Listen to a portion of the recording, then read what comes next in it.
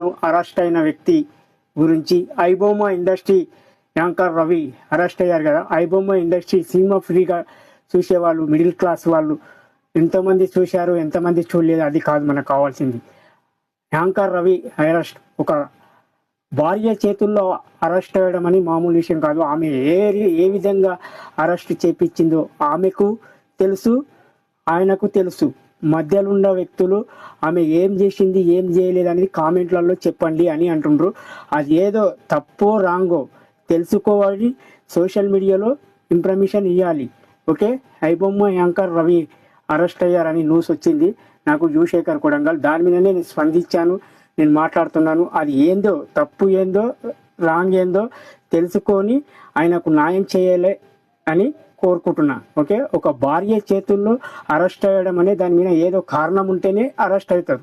Okay, దాని తప్పు రాంగో తెలుసుకోండి. ఫస్ట్ తెలుసుకున్నాక సోషల్ మీడియాలో ఆయనకి హెల్ప్ చేయాలన్నా ఈమెతోటి డీటెయిల్ కనుక్కొని న్యాయం చేయాలని మనస్ఫూర్తిగా కోరుకుంటూ మీ యువశేఖర్ కొడంగల్. నాకు ఇప్పుడే అందిన న్యూస్ ఇప్పుడు. ఓకే, అందుకే దాని విషయంలో 2 నిమిషాలు మాట్లాడుతున్నా.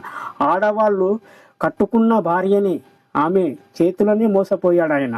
అది ఏదో తప్పన్న ఉంటుంది, ఏదో కారణంతో అయితే అరెస్ట్ అయి ఉంటారు కదా. అది తెలుసుకోండి ఫస్ట్ మీడియా వాళ్ళు. తెలుసుకున్నాక ఆయన అరెస్ట్ అయ్యారు.